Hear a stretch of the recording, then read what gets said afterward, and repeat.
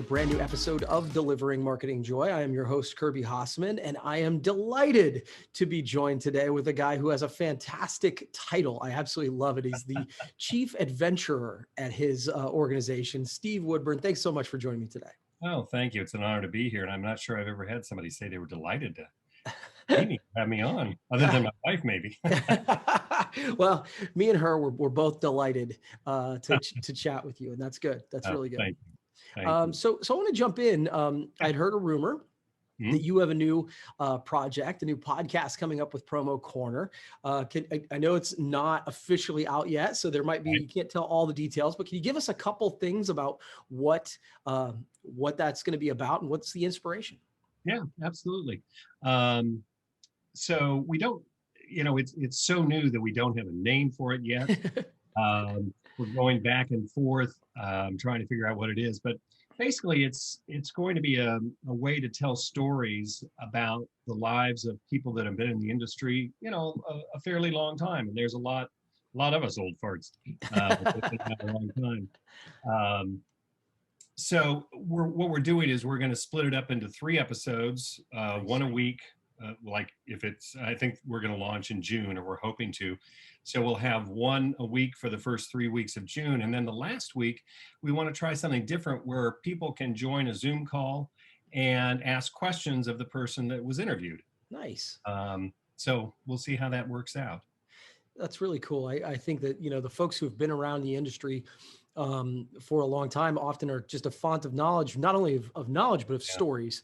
And so I love the idea that you're gonna get the content and then kind of make it interactive on that final week. I think that's cool. That's cool. Yeah, Good luck with that. We're excited about it, and we'll let you know, keep you up to date as to when it launches. I love it. Okay. So like me, you've been in the industry for quite a few years, and obviously that was sort of the inspiration for the podcast. So what are some things what are some of the most interesting changes you've seen, both good and bad, in our industry?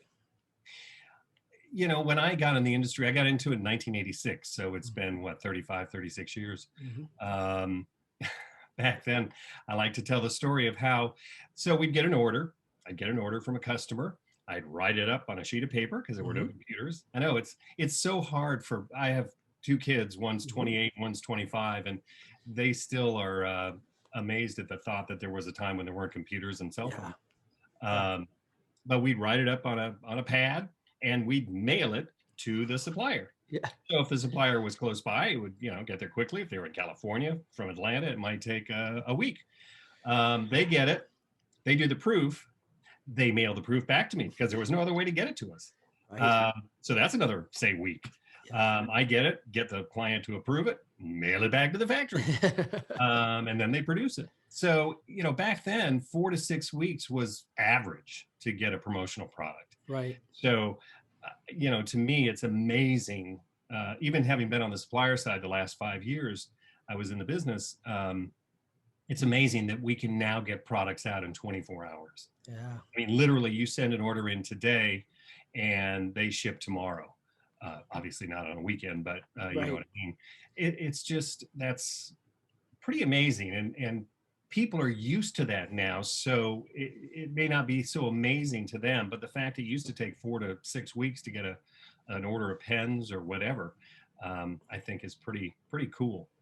Yeah, and I think that the thing that we lose sight of is how fast that change happened, right? Like it feels like 100 years ago. It really wasn't. I mean, I'm kind of that generation that I was very young when computers came into it. And so while I grew up without any, I've kind of lived on both sides of that. And it is amazing how quickly that turned.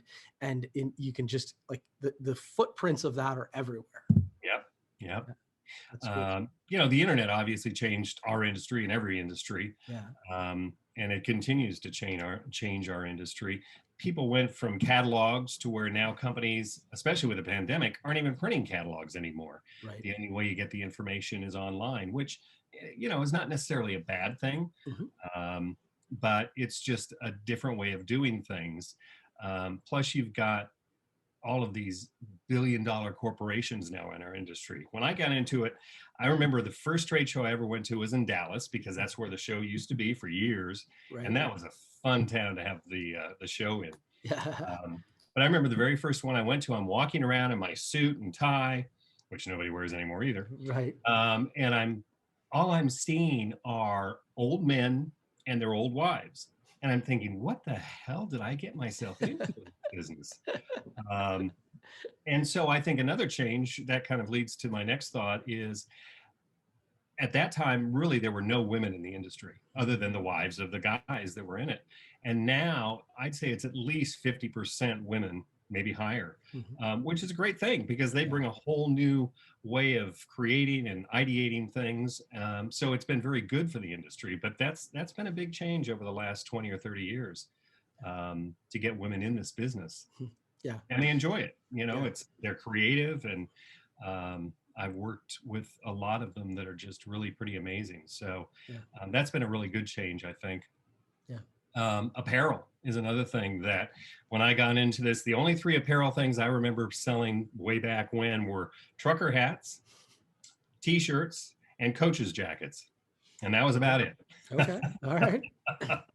And now it's 40 to 50% of most salespeople's sales. Yeah. Because of the way the corporate world has changed, to where going from, earlier I mentioned suits and ties, people don't wear that anymore. They now wear branded clothing, be it jackets or shirts or whatever else. So I think that's been a really big change over the years as well. And then I started to mention the acquisitions. I think that's really continuing to change our industry. I guess eventually there'll be one supplier and one distributor. At least it seems like it's headed that way. Right. It was always a cottage industry where businesses, if you were a $5 million distributor or a $10 or $20 million supplier, you were huge.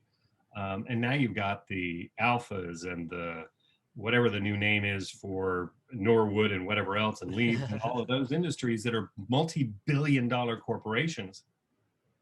And I think on a not negative side, but on a downside, I think they look at our industry more as a number, and they look at the people that work for them as a number. And so I think that's kind of taken away from that family feel that our industry always had for those many years.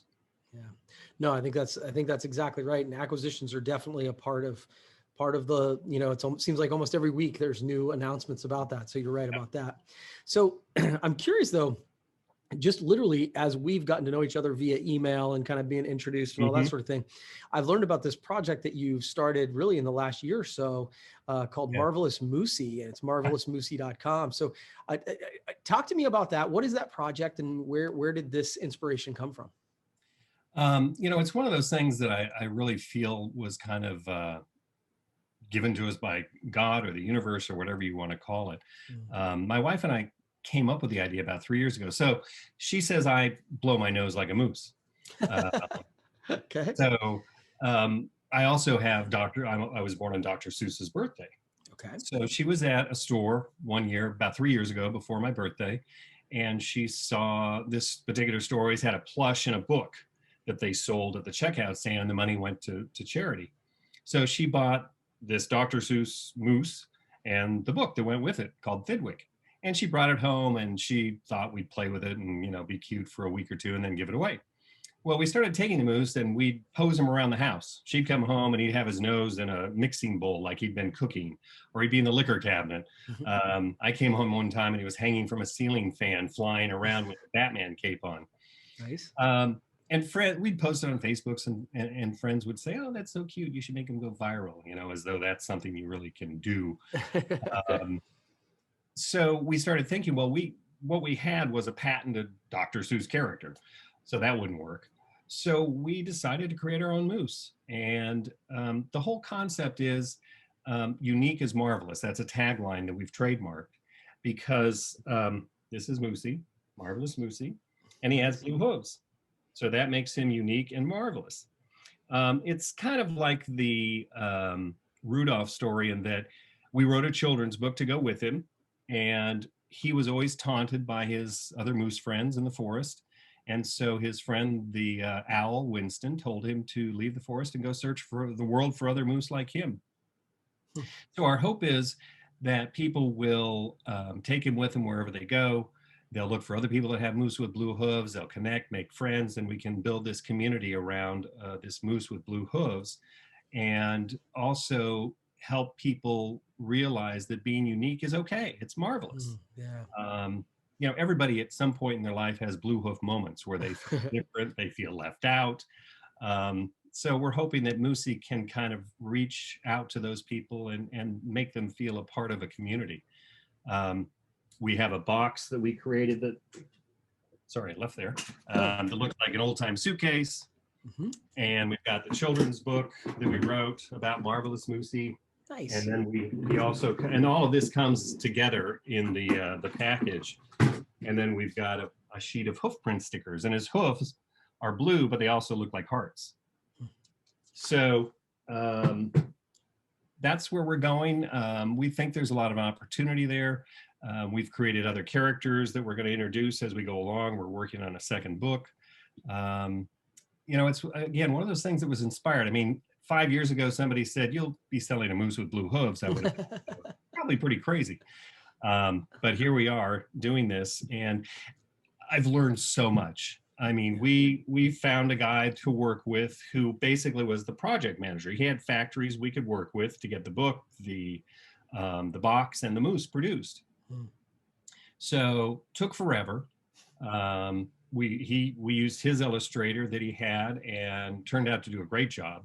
But there were so many missed promises, missed dates, missed this, missed that. And then we finally get our shipment of books on a ship heading over here.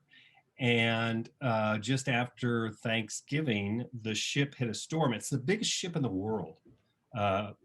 It carries 15,000 containers, if you can imagine that. We've got pictures of the ship after the storm, and it looks like dominoes. They're just all falling. Oh, it lost 1,800 containers in this storm. And so our books now are being read by Nemo and whoever down at the bottom of the ocean, because that's where they went. So we had to reprint them. They were supposed to ship out before Chinese New Year. They didn't. And then we just found out last week that our supplier has filed for bankruptcy, and that he is now Chapter 7 closed, done. So luckily, everything was paid for except the books, that second round of books getting shipped here. So we just sent money yesterday to have those shipped. But a lot of lessons learned, a lot of things we wouldn't do over, a lot of things, you know, we know to do in the future. But it's fun. It's become a passion, and I think that it really can take off. We've not done a lot of promoting yet, simply because we haven't had the inventory. But now we'll have all the inventory. I want to do media. I want to get it out to newspapers, television, influencers, and see where it can go. So that's cool. That's really interesting, Steve. The idea of taking on a project like that is always fascinating. So kudos to you for taking on something that big and that big of an undertaking. It's super impressive. So congratulations. Well, thank you. And it's funny, my wife always says, all we want to do is sell some moosies.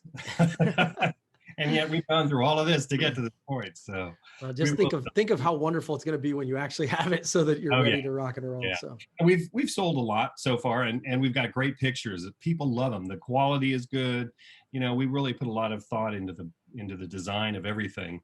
And so I'm really proud of the fact that we've put out a quality product, because, you know, sometimes people put things out and then they go, you know, it's not really well accepted, but people seem to love what we put out so far.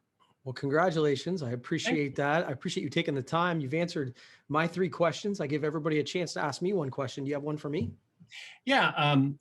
I'm not perplexed. That wouldn't be the right word. I'm amazed, I guess, in looking at the plethora of things that you do. You've got, obviously, your marketing company. You've got promotional products company. I heard you say on one of your podcasts that you're going to be starting a consulting company. You've written a book. You do podcasting. You do vlogging. You do all this stuff. And now I also understand you own some Airbnb units that you've rehabbed. Did I hear something about a brewery? Yeah, we started a brewery. We don't have that anymore, but yeah, we did that as well. Yep. Okay. So my question is, you've got so many things on your plate, as do I, and as do most of us. How do you keep track of all of that, and how do you prioritize what is the most important thing? Yeah, it's a great question. I think I've decided I'm a person who sort of really enjoys the chaos. I think not everybody does, but I do enjoy that. I think how do I keep track of it all and prioritize? I would say some days I'm better than others. If I'm being honest, I think the biggest piece is having folks surrounding yourself with team that can help you with it. Like the property side of the business, that is my wife's sort of baby. I am more of the right hand in that project. So generally I always say that I get brought in when the dumb work needs done, whether it's just rolling on paint or lifting heavy things. Amy's the brains behind that operation. And then here at the marketing company, I think I've been blessed to have folks that are really talented, really smart, and kind of help keep that going. For me, then it becomes a leadership question and trying to make sure that I always say that spending as much time as I can on the straw that stirs the drink. Right now, Hasseman Marketing is the part of the organizations that makes the money that helps fund some of the other things. Right. Where I get myself into trouble is when I'm not spending enough time here. Because that's the thing that pays for everything else. And so, yeah, it's a constant challenge. But for me, I kind of get up each morning, try to make sure I put the big rocks in. And then as the whole metaphor goes, once you put the big rocks in, everything else will fill in.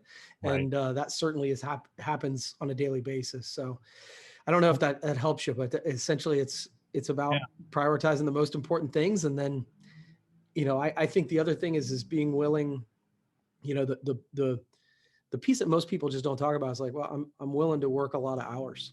And, that's not the cute answer. It's not the sexy answer, but it's the honest answer, that, at 5 a.m., by 5:30 I'm working and usually I'm working till 7 or 8 at night. And then, I generally sleep well. So that's that. All those hours tends to help the sleep. Yeah, exactly. But I appreciate the kind words and I appreciate you taking the time to be on the show, man. Absolutely. Glad to do it and honored to be with you. Cool. Well, good luck with Marvelous Moosie. I'm excited to kind of see that as that rolls out, and we'll have to do this again sometime. Okay. Love to. Cool. Thanks, Kirby. You bet. Well, that's going to wrap up this edition of Delivering Marketing Joy. We'll see you next time.